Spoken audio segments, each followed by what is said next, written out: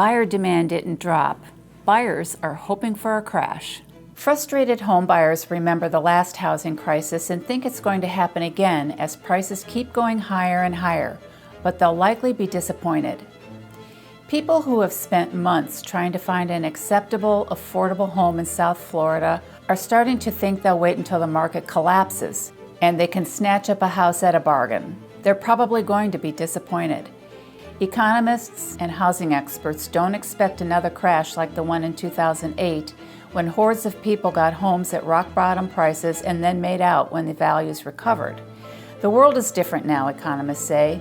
The housing bubble from 15 years ago was driven largely by risky lending practices and a frenzy that drove a boom in new construction, the type of factors that lead to a recession. Today, prices are skyrocketing as before, but the fever is the result of different forces, including low interest rates and years of underbuilding, partly because of difficulty getting supplies.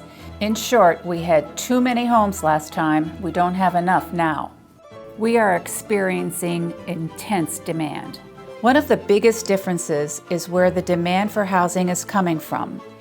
People from all walks of life looking to buy a home today, people wanting to relocate, millennials trying to buy their first home, people looking to upgrade for more space as remote work takes over.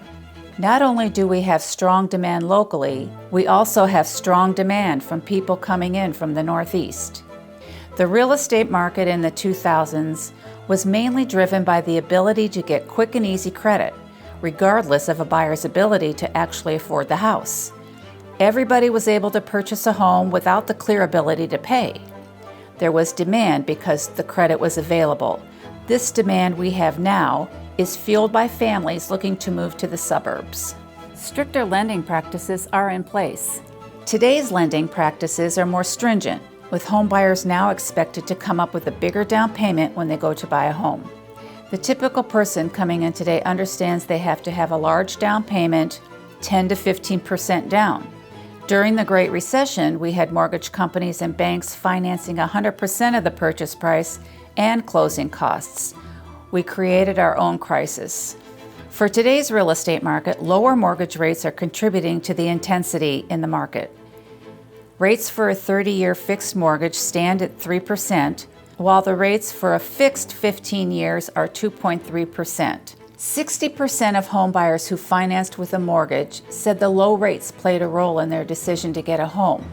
What really matters is the monthly payment on the home. With these interest rates, they can afford more home. There's a shortage of homes on the market. The lack of homes on the market also is a turnaround from the early 2000s, when oversupply played a role in the market's downturn. Today, the number of homes on the market has decreased dramatically.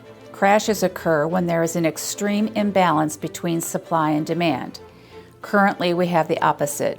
It would take an extreme movement in the market to transition from where we are today to a market on the verge of a crash.